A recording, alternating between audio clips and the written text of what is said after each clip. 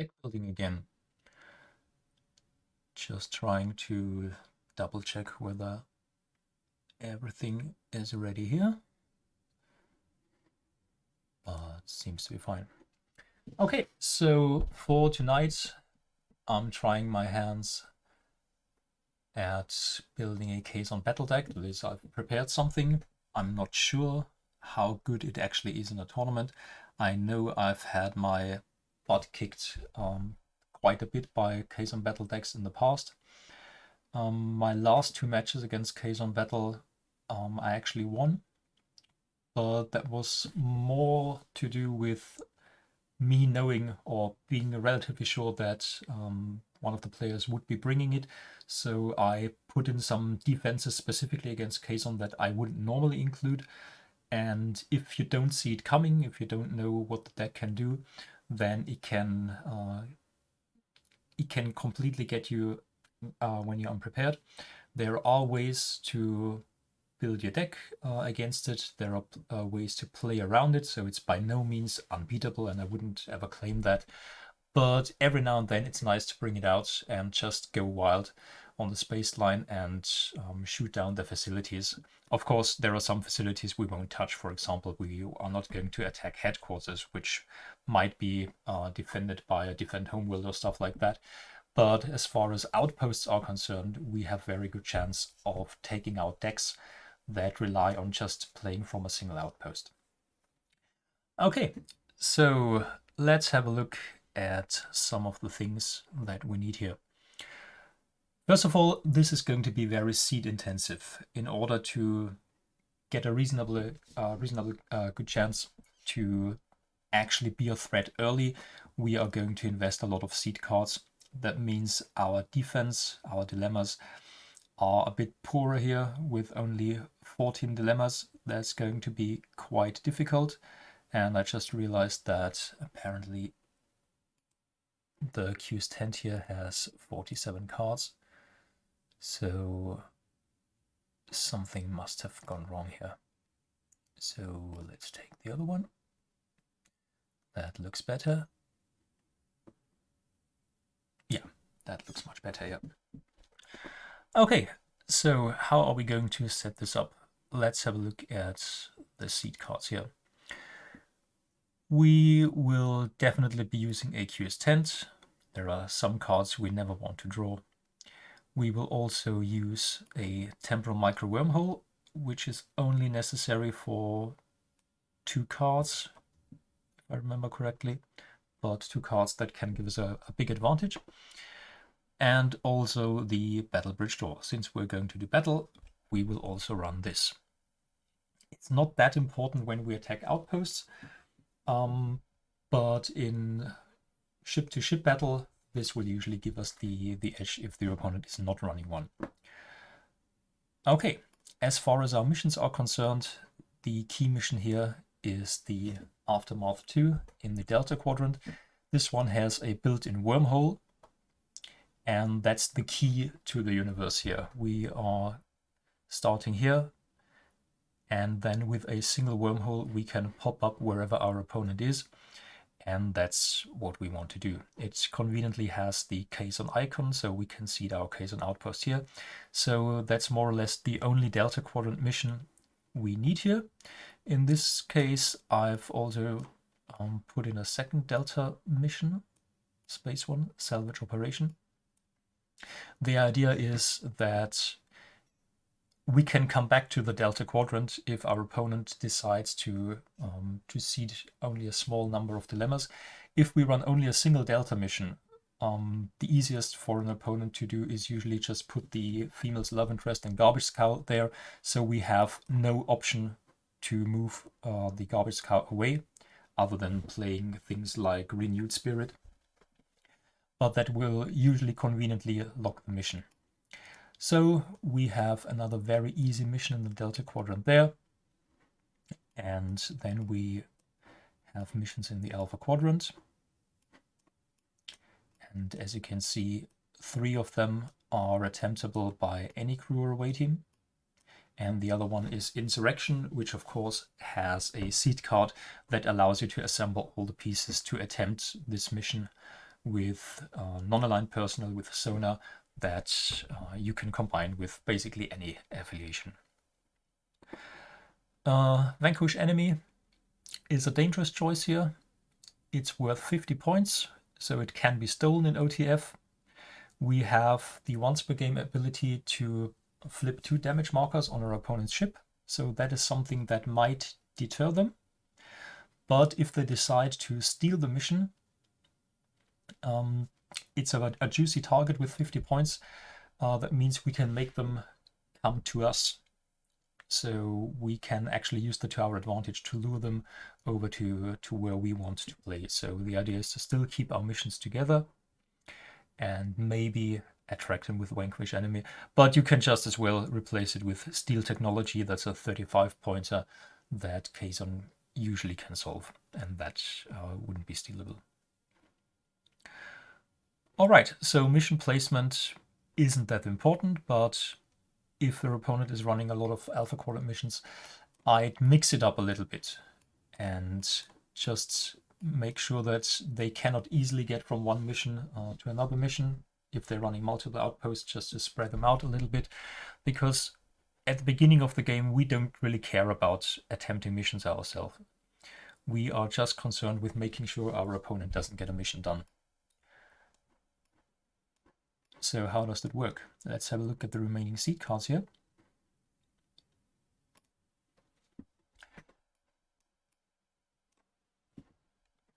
Once the dilemmas have been seeded, we then put in everything we need.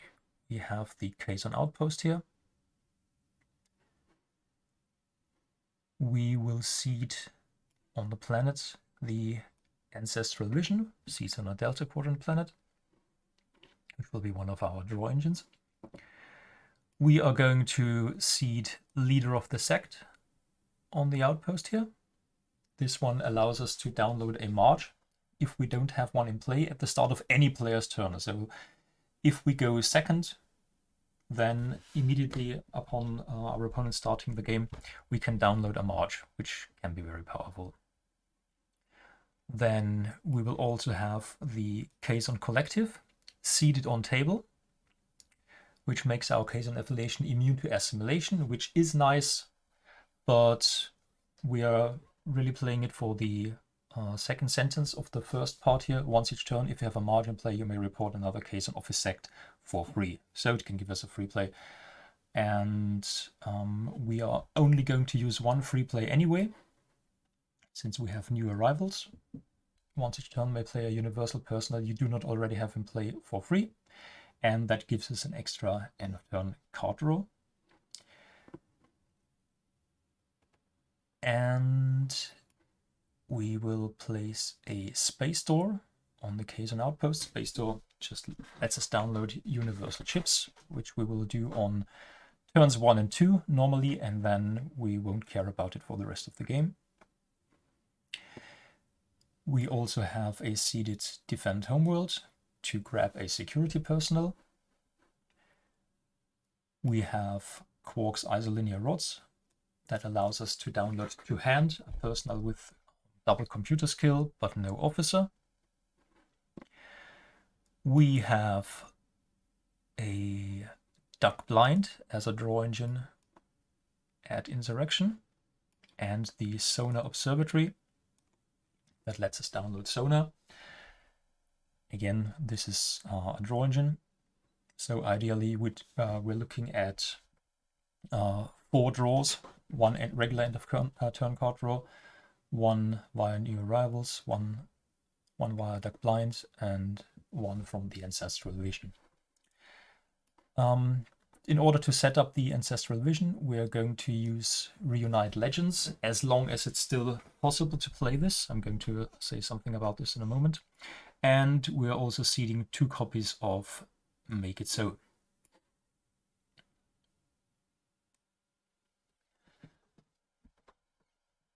Right, so that's the setup we need. Ideally, our first turn, hang on, I think there should be another card somewhere. Yep, there's a seed card missing. I just realized. Should be 17 seed cards, yep. We need the assigned mission specialists as well. We got it.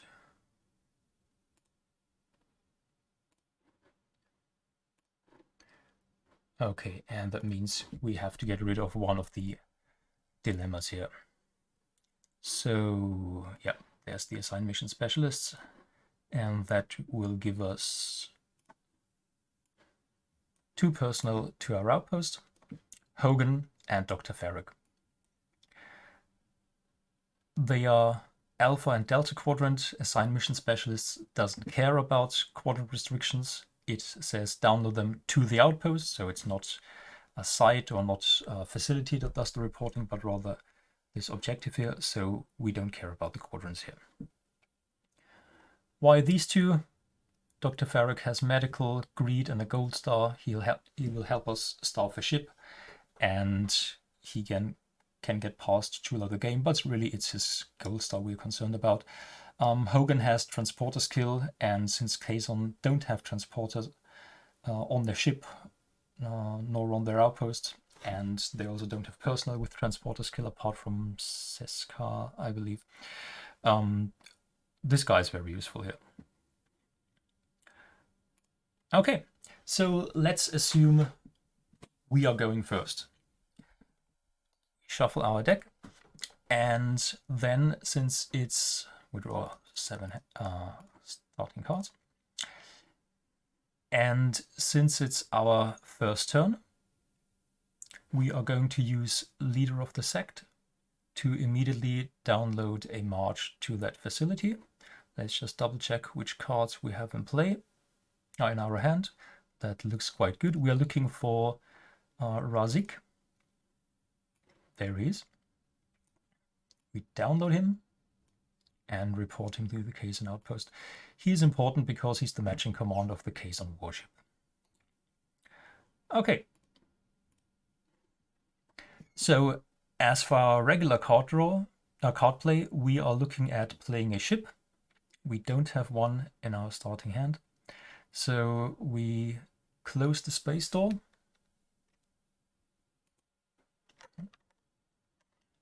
Like this.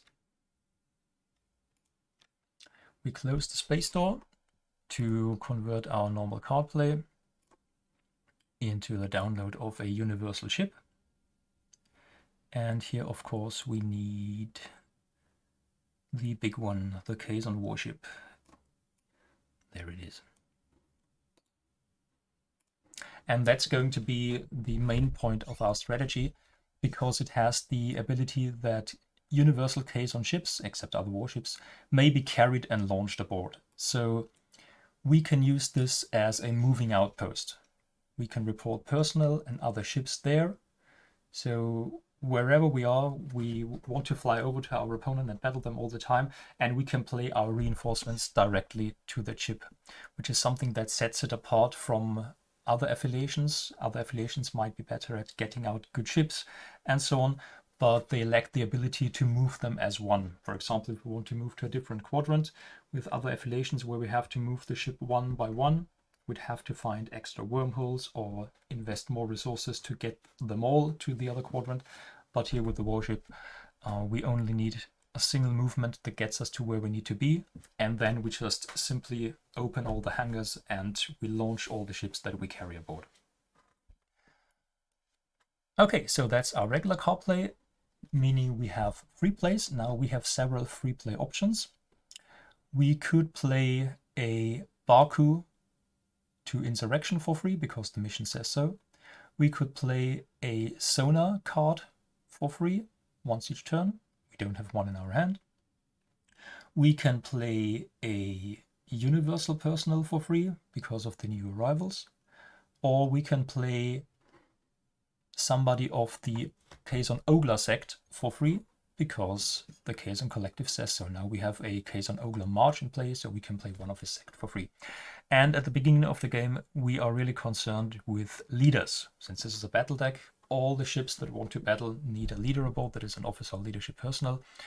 So in this case, we will free play Helis. And that's all our card plays here. Now let's move on to the orders phase. Now for that, we need to do a lot of different things. First of all, we have a temporal micro wormhole, and we're going to use that to once per game download Space-Time Portal. So let's do that.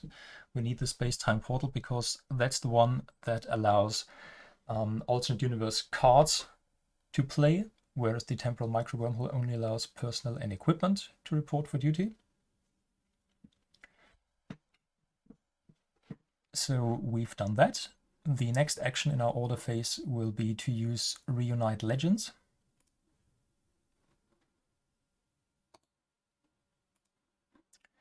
That's this one here.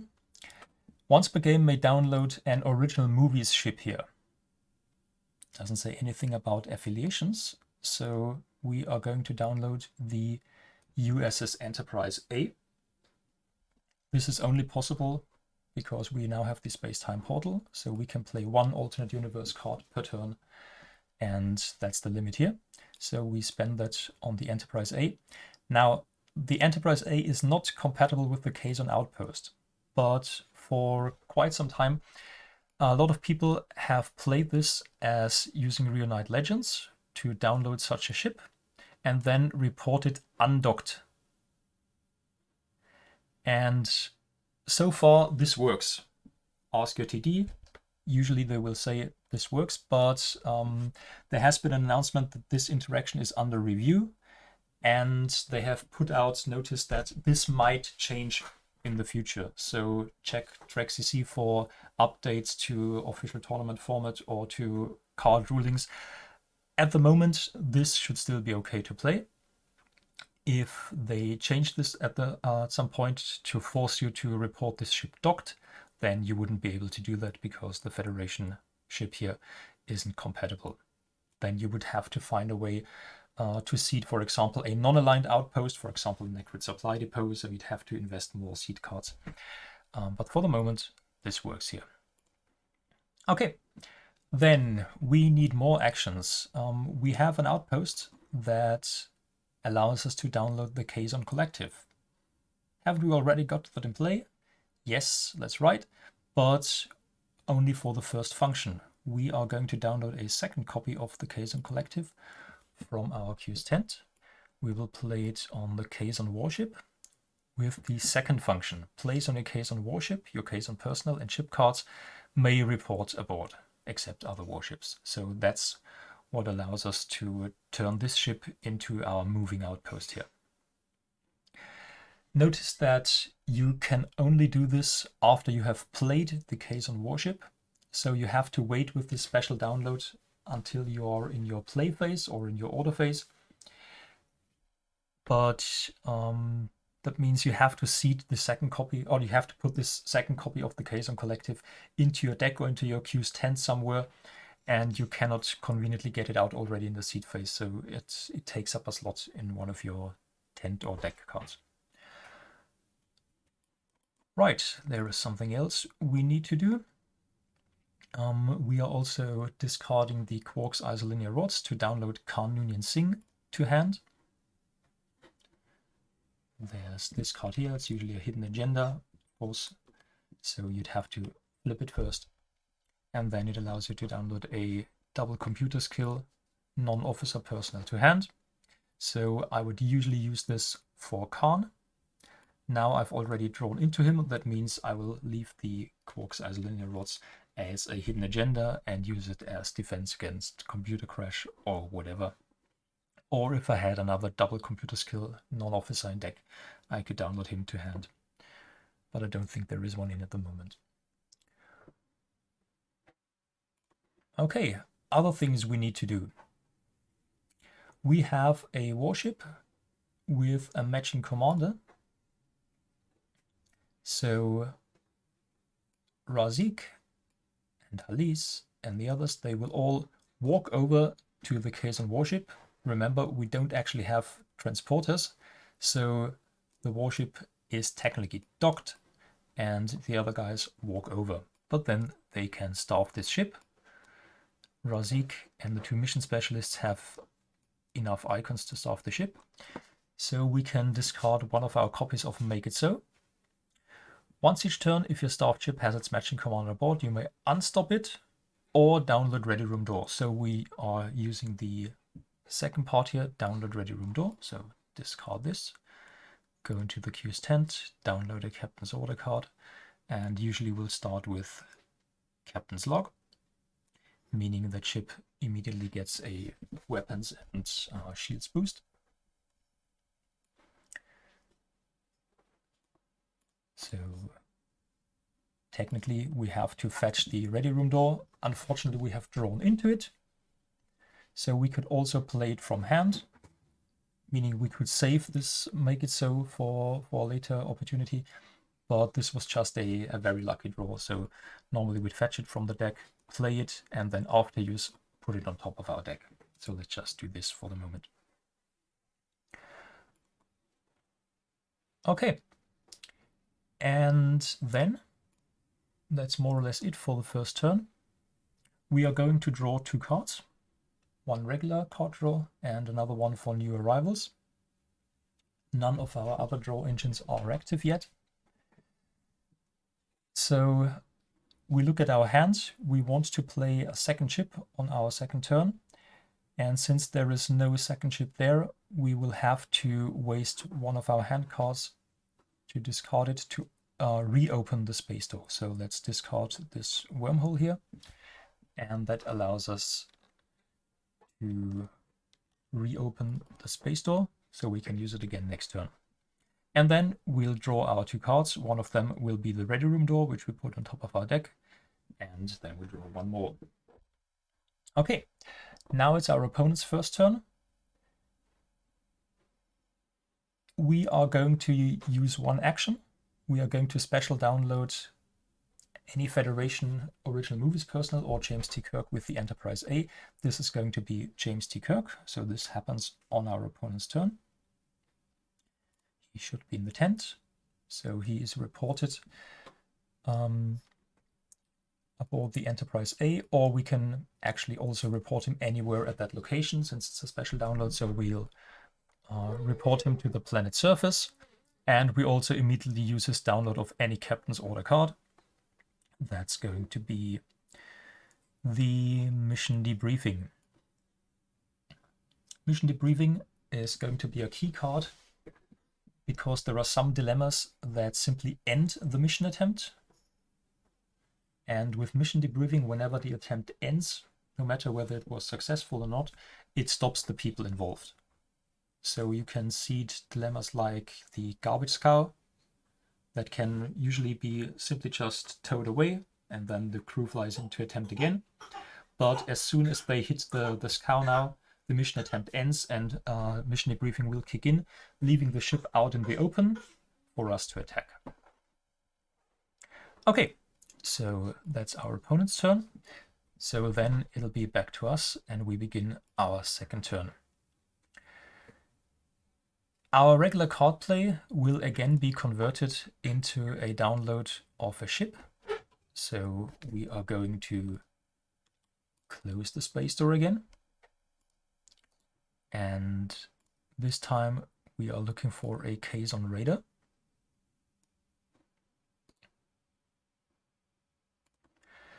And we'll report this ship aboard the Kazon warship, as allowed by the Kazon Collective. Your Kazon ships may report aboard. So let's just put all these things in crew 4 for the moment. They are all on the Kazon warship. That's that mission. So that was our regular card play. So we'll have a look at free plays that we can do. We have Menace, who is an officer, which is very useful. We also have Carden, who is an Ogler and an officer. So why don't we play him as our free play? Let's put him in that crew. And that means we are already set up quite well. We have one leader, we have a second leader, we have a third leader, we have 2 ships. Now let's see if we can also get a third one. This is where we'll flip Defend Homeworld and discard it to download a security personnel. And this is going to be Penk. Penk needs to be downloaded to the Kazon outpost because he's not a Kazon affiliation personnel, so we can't report him directly to the chip, but we can simply report him to the outpost because he's non-aligned and compatible. And then he walk aboard the dock chip here, and he also joins the crew. Then we still have our ready room door in hand. So we play that again to fetch another captain's order card. And in this case, it's usually going to be the Defiant Dedication flag to give our ship some extra range if the matching commander is aboard. We'll put this on top of the deck again. And with that, we can actually already go to town. Now, remember we said we were going first, so that means our opponent has only had a single turn so far. And we also have a wormhole in hand. That's one of the cards we actually have to draw into. Right now there are 8 wormholes in a 50 card draw deck. That means you have a 73% chance of drawing into one. If you don't seed the Defend Homeworld, but rather Tribunal of Q, and then put an Obelisk of Massacre and Massacre Transformations in, you can drastically increase those chances, because then you can exchange your hand once, and then it works out to about a 95% chance to have a wormhole ready on turn 2. But usually you will have drawn into one by the time you need it. So on turn 3 is usually the latest you have one. So in this case, we could already play the wormhole, and in combination with the built-in wormhole on Aftermath 2, we can move to wherever our opponent is. Usually we'd want to go to their outpost now, so our big freaking ship will just appear out of nowhere. However, the wormhole stops our ship. And this is why we have the second copy of Make It So. The first copy we used on our first turn, so once each turn, as it says here, is available again now on our second turn. So we'll discard it, now with the first function here, to unstop it. Ship relocates and then is stopped, is what the wormhole says, and we can actually only use this once our ship is really stopped. So we couldn't use this on a ship that is simply out of range, but it specifically needs to have been stopped. But we'll discard this. Our ship is now unstopped. So let's have a look at the guys we have. We can launch a Kazon Raider. We will put an officer aboard the Raider. Penk will, now that he's in the Alpha Quadrant, will use his special download of any other card that has Tsunkatse in title or lore. So he will download the Tsunkatse ship, so anywhere at the location where he is. So of course we cannot carry this ship, but it simply appears next to the Kazon warship in orbit. Now this is a ship that actually has transporters. Hooray! So we can use those transporters to now beam our guys over. So Penk and an officer will go over. And then we already have 3 ships in play. The Tsunkatse ship has weapons 9. Penk is the matching commander with captain's log. That makes it 12 here. The warship is printed 11 with the matching commander aboard, and captain's log, that's 14. So at the moment we have a total of 26. And then we have the Kazon Raider. We don't have a matching commander in play for him, at the moment, so that's just a 7. So we are at 33 weapons. If you have a look at the Alpha Quadrant outposts, most of them have shields 30 or 32. So that's already enough for a hit. We are running a battle bridge, so we'll draw 2 tactics, and these are the only tactics we're running: the full phaser spread, which gives us 3 and 2, or the attack wing, which gives us 1 and 2, but also has the attack bonus +1 for each of your ships firing. So if we're firing at the outpost with 3 ships, that means we have +4, so 37 total. So we would put 2 damage markers on the outpost, and we could shoot at it again on our next turn, destroying it. All the tactics here have hull damage of 30% or 25%, so even if all our flips are attack wings, that means the outpost would be destroyed. Of course, if our opponent already has a ship out, they can shoot back, and maybe they could destroy the Kazon Raider, but it has shield 7, so they'd have to come up with an attack total of 19 to actually destroy it in one go, because our tactics give it +2, so it would be shield 7 +2 defense, so a defense total of 9. So for a direct hit, that would mean they'd need greater than 18, and that's very unlikely. But they might hit it with a regular hit, possibly, depending on whether they run a battle bridge, or possibly killing one of the guys, so we'd have to play something again. But of course, we could also simply just shoot at the ship if they already have one out. A ship that gets +50% bonus from the shields of the outpost is still a target that we can shoot at. And unless they have a space dock to instantly repair it, we can then just simply shoot at that ship. So we have a very good space line control here. Okay, now by the end of this turn, we already have 3 draw engines running. We still have the new arrivals for an extra draw, and we also have Kirk with Integrity 9 at the Ancestral Vision, so that gives us another draw. So we would draw 3. One of them will be the Ready Room Door again. And usually we would also flip the Space Door as well if we're still in the Delta Quadrant. Or once we have left the Delta Quadrant, we actually don't need the Space Door anymore. We just rely on drawing into ships. So it can be worth staying in the Delta Quadrant for a turn longer and then use the Space Door for one more turn to get another Kazon Raider.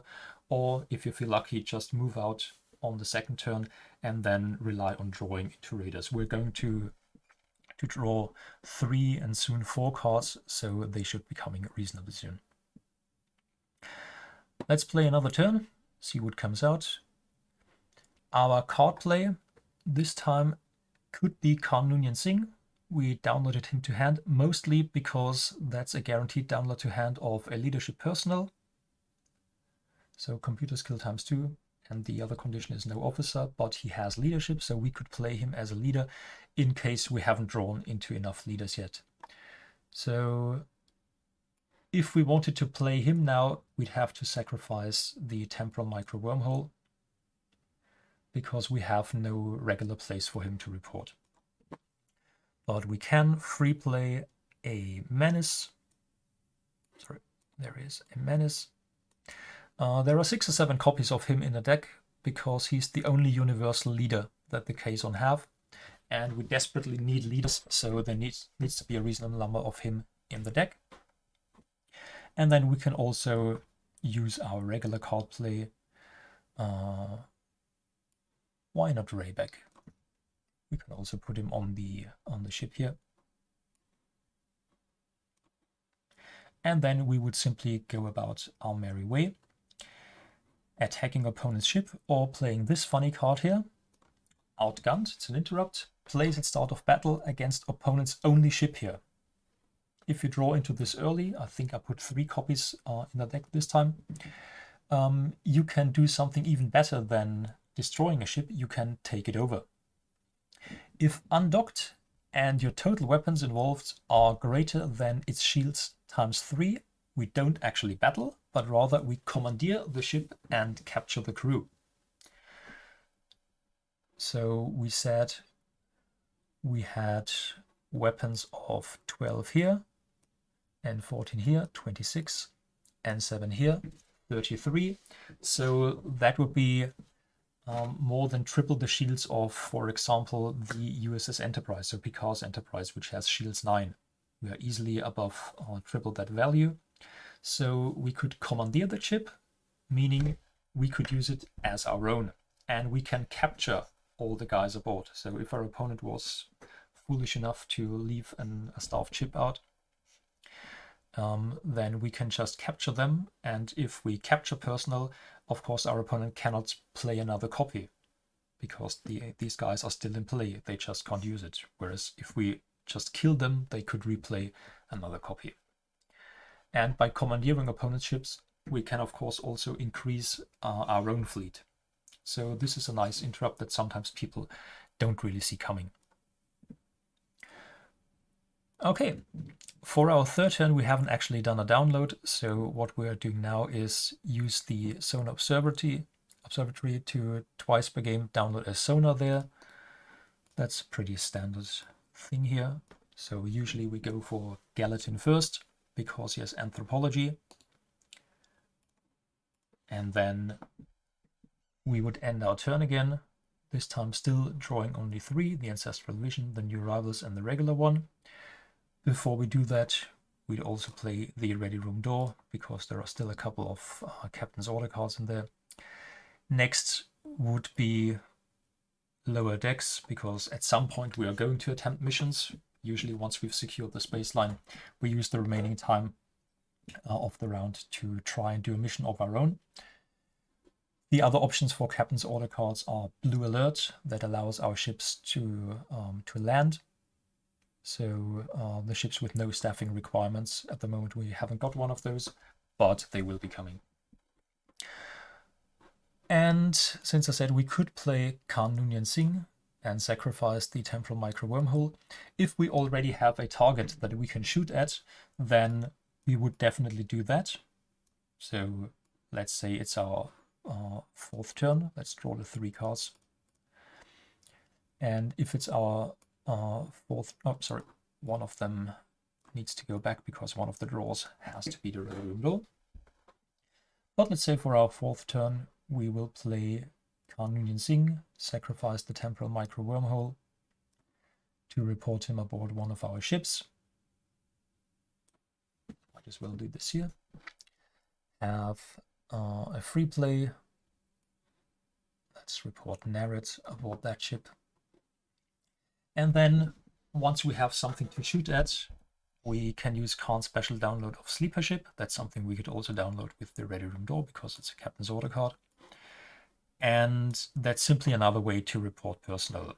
It says when your ship wins a battle and its matching commander is aboard, you may report a personnel aboard. So that doesn't count as a free play. So we could play another personnel aboard whenever we win battle with a ship that has its matching commander aboard. But actually there might be some problem of actually having personnel in hand, because a lot of the deck is wormholes and other stuff that we need to make sure we can reach our opponent. 4th turn, we haven't downloaded anyone yet, so we would download a second sonar personnel. This time Raylan would be our option. And then we'd have 2 anthropology personnel there. We would cloak the Sonar Observatory. If the facility is cloaked, it's no longer there for purposes of the Duck Blind. Plays an Alpha Quadrant planet mission, except the homeworld, and if it's shown, if you're 2 anthropology present, draw an extra card. Actually, I've confused it with the process or mining. Duck Blind doesn't care about facilities, but for process or mining, this would work. So this here triggers the 4th card draw at the end of the turn. We could play the ready room door and get out our final captain's order card, which I've already put there. So in this case, we could just protect it if we wanted, or protect one of the other cards, maybe the captain's log. And from then on, we would just cruise around the space line and shoot at our opponent whenever it's possible. And hopefully we can keep their ships in check and also destroy their outposts. And ideally, once their outpost is gone, a lot of decks will already have no longer a way of actually reporting people. So some decks are built in such a fragile way that destroying the one outpost completely takes them out of the game. They might still attempt the mission where their outpost is, if it's a planet mission, to just, beam down personnel. And then usually you rely on your dilemmas to hold the line for a bit.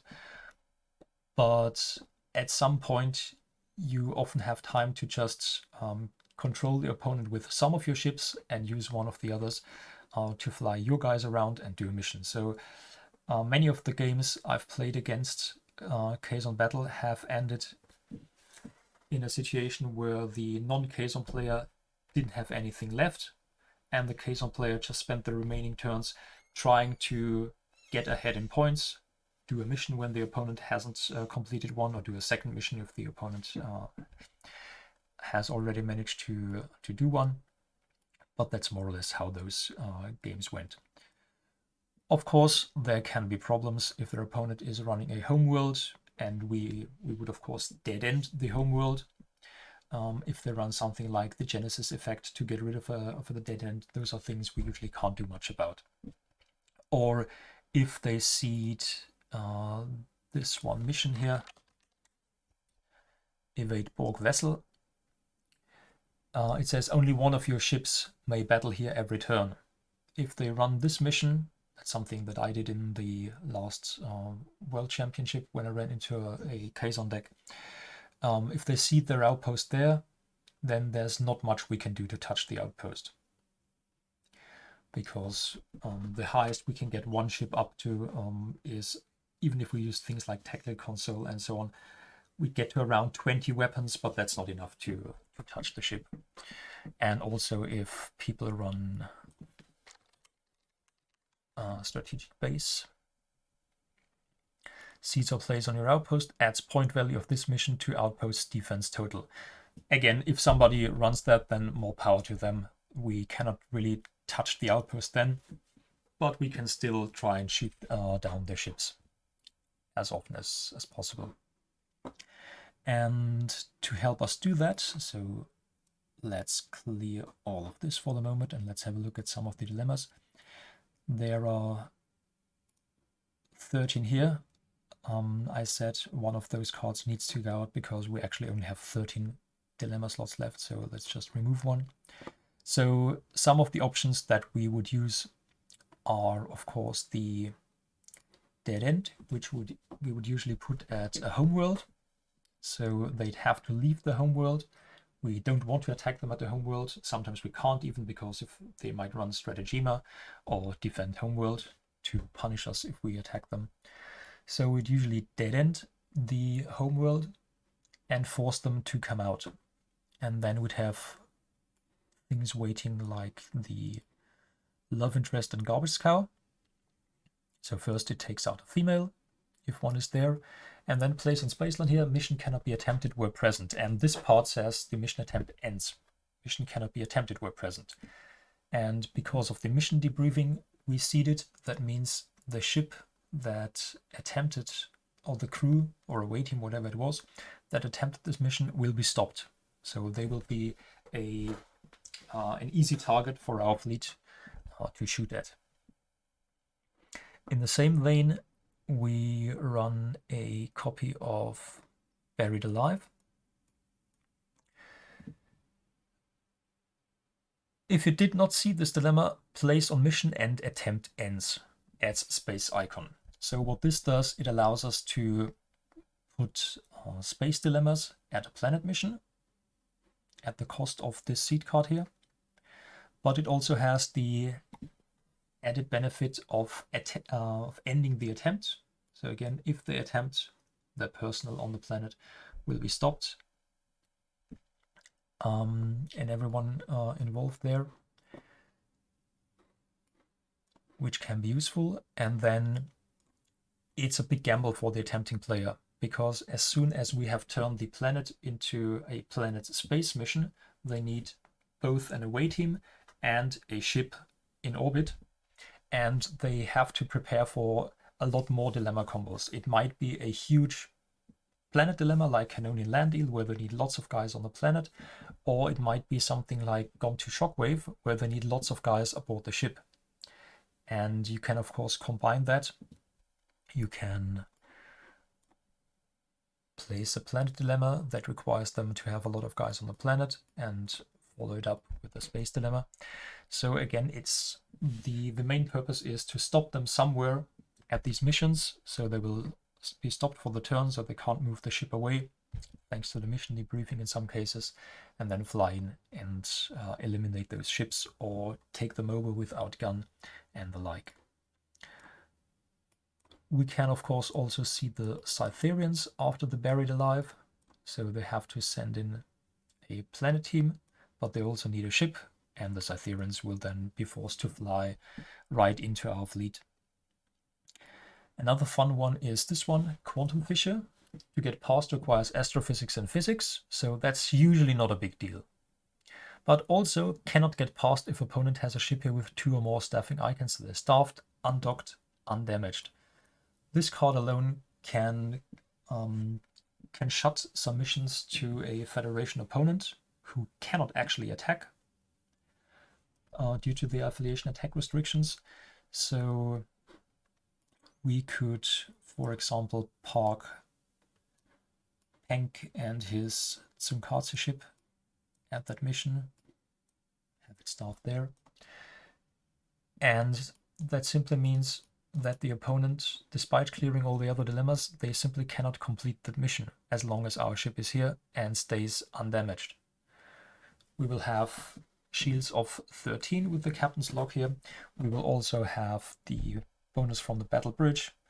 So they would have to invest a reasonable number of resources to damage our ship. They wouldn't be able to use those ships then for a mission attempt, because of the battle they would be stopped. And we would be free to fly in and retaliate, counterattack with our main force the next turn.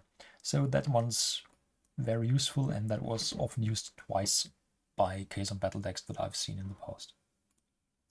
Of course, we have to say the obvious thing here. In many cases, this deck is dependent on luck of the draw. You have reasonably good chances of drawing into a wormhole and enough leaders, because there are many copies of these cards in the deck. But still, there remains an element of luck. You cannot guarantee it 100%, but usually you are set up quite well by the time your opponent is ready to attempt. But every now and then there will be a game where the strategy just won't work. And that's something that you have to accept. It would be boring if you could construct a controlled shutout deck that doesn't leave any opponent a chance to do anything about it. A couple of things that we haven't addressed yet. Of course, we can attempt Insurrection by playing Ruafo. He in turn would download Injector Assembly 1. By the way, that's another ship and matching commander aboard. Oh, sorry, another ship that you could use, even though it's only 3 weapons, but you still could use it to attack if you're just short a little bit. And this downloads Collect Metaphasic Particles, which allows us to attempt Insurrection with Sonar personnel and this ship, and Double Treachery, which Ruafo has, and no opposing ships or personnel here. So one option to counter this objective is to have a presence at Insurrection, but that's of course what we want. We want them to come to us and shoot at them.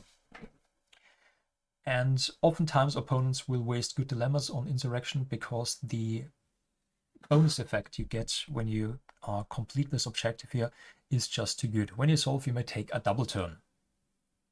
And especially for a battle deck, a double turn is a very powerful tool. If our opponent can be attacked on 2 consecutive turns without having the option of moving away, that's usually something that decides a game. So usually the opponent must do something to make sure we don't complete insurrection, meaning they often see the dead end there, and then that leaves the other missions a bit more open to us. The other card you haven't seen from the tent yet is the medical pad. It's in there simply because there is this guy who downloads an engineer-related equipment. We would need so many skills. I've just gone for the medical here because that's the one we need the most.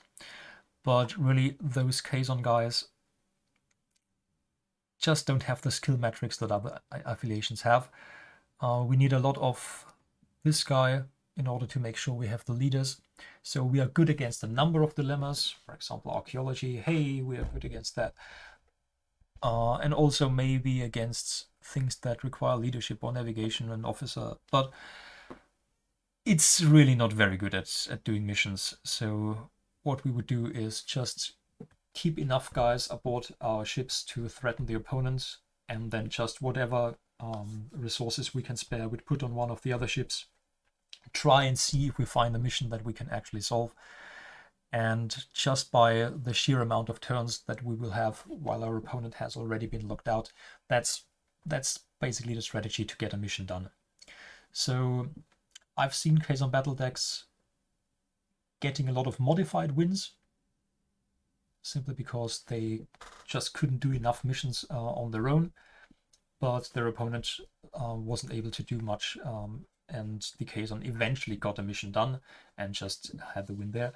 So it's sometimes a deck that is brought out in a elimination format, so when only the win matters and not the differential or anything like that. If you can squeeze out the modified win, you're through to the next round, you're through to the semifinals or the finals, then it's good enough. But especially if you're inexperienced with a deck like that, I would advise against playing it in a Swiss format where you have to ideally get full wins. Just think of a 4-round tournament.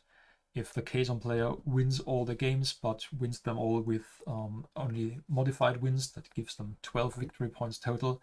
So even a guy who lost to the Kazon but had 3 full wins in the other games would end up higher than them. So it's definitely has its downsides. And like many of the, I'd say, a bit more advanced strategies, don't expect this deck to do any miracles for you.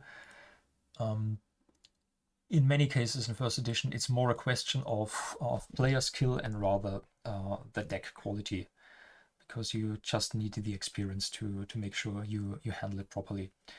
I'm not sure how it is in other games, but in first edition, I'd say if you take decks built by, let's say, Kevin Yeager or Peter Ludwig,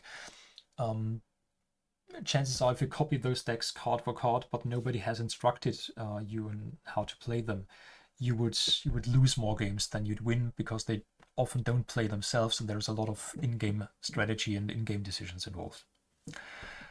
That's it. If you want to try your luck against this deck, message me. We can arrange a game on Lecky and see if the Kazon can do something against the deck that you bring.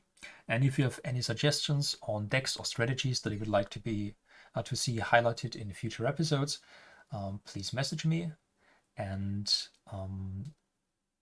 probably tomorrow or the day after that, you will find the deck list and a play-by-play rundown on what to do in the first couple of turns on CCG, and this episode will also go up on YouTube, and you'll find a link there then.